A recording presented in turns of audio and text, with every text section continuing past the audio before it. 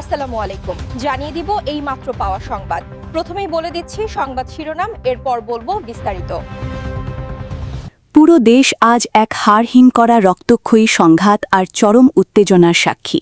আজ সবথেকে বড় ব্রেকিং নিউজ, জুলাই সনদ বাতিল করার প্রতিবাদে রাজপথে জামায়াতে ইসলামের বিশাল মিছিল। এরই মধ্যে শিউরে ওঠার মতো খবর, কেন হঠাৎ জামায়াতের ওপর চড়াও হল পুলিশ এবং বিএনপি? কেন আজ রাজপথ রণক্ষেত্রে পরিণত হল? আর পর্দার আড়ালে চলা এই ভয়ঙ্কর দাবার চালের আসল রহস্য কী? পরিস্থিতির ভয়াবহতা আর আগামীর সব রোমহর্ষক সত্য জানতে ভিডিওটি 1 সেকেন্ডও না টেনে শেষ পর্যন্ত দেখুন। আরও জানাবো, দেশে চাঁদাবাজি ও ভূমিদস্যুতা বন্ধে কঠোর বার্তা দিলেন আমানুল্লাহ আমান। অপরাধীদের আর কোনো ছাড় নয় বলে স্পষ্ট হুঁশিয়ারি। এতক্ষণ শুনছিলেন শিরোনাম, এখন বলবো বিস্তারিত। তাই ভিডিওটিতে একটি লাইক দিয়ে চ্যানেলটা সাবস্ক্রাইব করে সম্পূর্ণ ভিডিওটা মনোযোগ দিয়ে দেখতে থাকুন।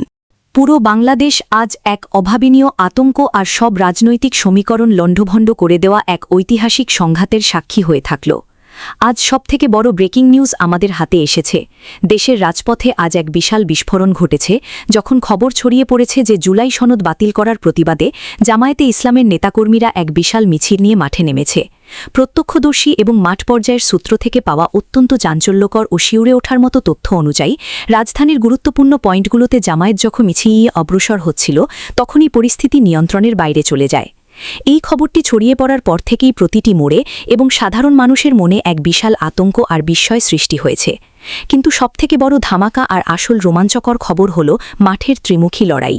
নির্ভরযোগ্য সূত্র অনুযায়ী মিছিল ছত্রভঙ্গ করতে পুলিশ যখন লাঠিচার্জ শুরু করে, ঠিক তখনই সেখানে উপস্থিত বিএনপির নেতাকর্মীদের সাথেও জামায়াতের চরম সংঘাত বেঁধে যায়। রাজনৈতিক বিশ্লেষকরা বলছেন, দীর্ঘদিনের মিত্র এই দুই দলের মধ্যে হঠাৎ এই চরম পর্যায়ের মারপিট এবং পুলিশের কঠোর অবস্থান দেশের স্থিতিশীলতাকে এক চূড়ান্ত অনিশ্চয়তার দিকে ঠেলে দিয়েছে। হঠাৎ করে এই নাটকীয় পরিবর্তন এবং রাজপথে এমন রক্তক্ষয়ী পরিস্থিতি পুরো দেশের প্রশাসনকে এক বিশাল তোলপাড়ের মুখে ফেলেছে। এই রহস্যময় পট পরিবর্তন আর জামায়াত বিএনপির এই মুখোমুখি সংঘাতের নেপথ্যে আসলে কোন ভয়ঙ্কর ও রোমহর্ষক সত্য লুকিয়ে আছে, আজ তার সব গোপন তথ্য আপনাদের সামনে সরাসরি উন্মোচন করব। পরিস্থিতির ভয়াবহতা বুঝতে 1 সেকেন্ডও না টেনে পুরো ভিডিওটি শেষ পর্যন্ত দেখুন, কারণ আজকের এই প্রতিবেদন দেশের শাসন ব্যবস্থা আর আগামীর ক্ষমতা দখল নিয়ে সবথেকে বড় ঘোষণা হতে যাচ্ছে। আন্তর্জাতিক গোয়েন্দা সংস্থা এবং রাজনীতির নীতি নির্ধারণী মহল থেকে পাওয়া অত্যন্ত শিউরে ওঠা মতো তথ্য অনুযায়ী, এই সংঘাতটি কোনো সাধারণ বিশৃঙ্খলা নয়, বরং এটি এক সুপরিকল্পিত দাবার চাল হতে পারে। বিশ্বস্ত সূত্র বলছে, জুলাই সনদ বাতিল করার ইস্যুটিকে কেন্দ্র করে পর্দার আড়ালে চলা অনেক গোপন সমঝোতা এবং বিশেষ শক্তির ইন্ধনেই এই ভয়াবহ পরিস্থিতির সৃষ্টি হয়েছে, যা পুলিশ, বিএনপি ও জামায়াতকে এক চরম মুখোমুখি অবস্থানে দাঁড় করিয়ে দিয়েছে। এই হঠাৎ ঘটে যাওয়া ঘটনাপ্রবাহ প্রমাণ করছে যে বাংলাদেশের রাজনীতি এখন আর কেবল আলোচনার টেবিলে সীমাবদ্ধ নেই, এটি এখন সরাসরি এক রাজপথ দখলে লড়াইয়ে রূপ নিয়েছে, যা সাধারণ মানুষের কল্পনাকেও ছাড়িয়ে গেছে। গোয়েন্দা সংস্থাগুলো বলছে, এই রক্তক্ষয়ী সংঘাত আসলে ক্ষমতার ভারসাম্য লণ্ডভণ্ড করে দেওয়ার একটি সুগভীর মাস্টার প্ল্যান হতে পারে। নথিপত্র অনুযায়ী এই নতুন সমীকরণ আসলে ক্ষমতার মসনদে এক বড় ধরনের ওলটপালটের ইঙ্গিত দিচ্ছে, যা আগামী রাজনৈতিক মানচিত্রকে মুহূর্তের মধ্যে বদলে দিতে পারে। আজ দুপুর হতেই যখন সংঘাতের বার্তা এবং পুলিশের অ্যাকশনের খবর রাজপথে ছড়িয়ে পড়ে, তখন থেকেই প্রশাসনের অন্দরমহলে চরম আতঙ্ক আর বিশৃঙ্খলা সৃষ্টি হয়েছে। বিশ্লেষকরা বলেছেন, এই খবর বর্তমান রাজনৈতিক নেতৃত্বের জন্য এক চূড়ান্ত সতর্কবার্তা, যা প্রমাণ করছে যে রাজপথের দখল নিতে যে কোনো সময় বড় ধরনের সংঘাত শুরু হতে পারে।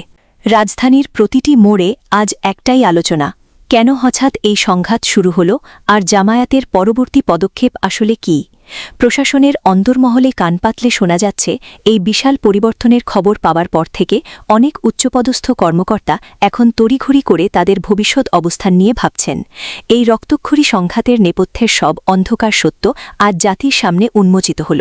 আপনারা কি মনে করেন, এই নতুন মেরুকরণ কি দেশের রাজনীতির মোড় চিরতরে ঘুরিয়ে দেবে?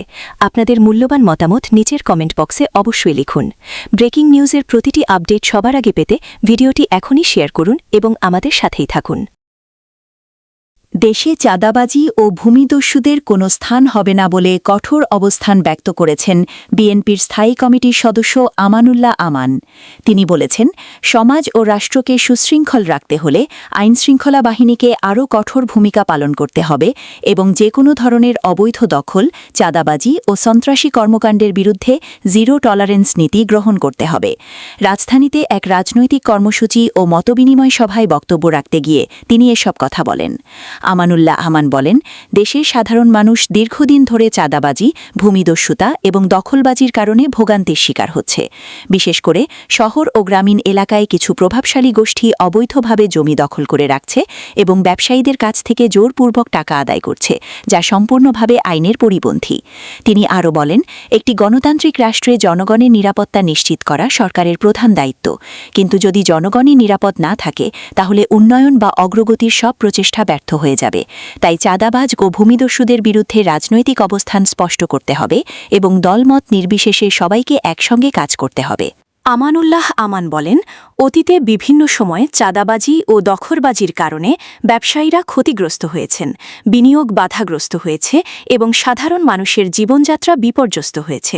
তিনি অভিযোগ করেন, কিছু ক্ষেত্রে রাজনৈতিক ছত্রছায়ায় এসব অপরাধ সংগঠিত হয়েছে, যা দেশের জন্য অত্যন্ত উদ্বেগজনক। তিনি আইনশৃঙ্খলা বাহিনীকে আহ্বান জানিয়ে বলেন, কোনো অপরাধী যেন রাজনৈতিক পরিচয়ের আড়ালে রক্ষা না পায়। অপরাধী যেই হোক না কেন, তার বিরুদ্ধে জুদো ও কঠোর ব্যবস্থা নিতে হবে। একই সঙ্গে তিনি দলীয় নেতৃকর্মীদেরও সতর্ক করে বলেন, কেউ যদি দলের নাম ব্যবহার করে অবৈধ কর্মকাণ্ডে জড়িত হয় তবে তার বিরুদ্ধে সাংগঠনিক ব্যবস্থা নেওয়া হবে। তিনি আরও বলেন, দেশে বিনিয়োগবান্ধব পরিবেশ তৈরি করতে হলে প্রথমেই আইনশৃঙ্খলা পরিস্থিতি স্বাভাবিক করতে হবে, কারণ বিনিয়োগকারীরা নিরাপদ পরিবেশ ছাড়া কোনোভাবেই দীর্ঘমেয়াদী পরিকল্পনা নিতে আগ্রহী হন না। তাই চাঁদাবাজি ও দখলবাজি বন্ধ করা অর্থনৈতিক উন্নয়নের জন্য অত্যন্ত গুরুত্বপূর্ণ।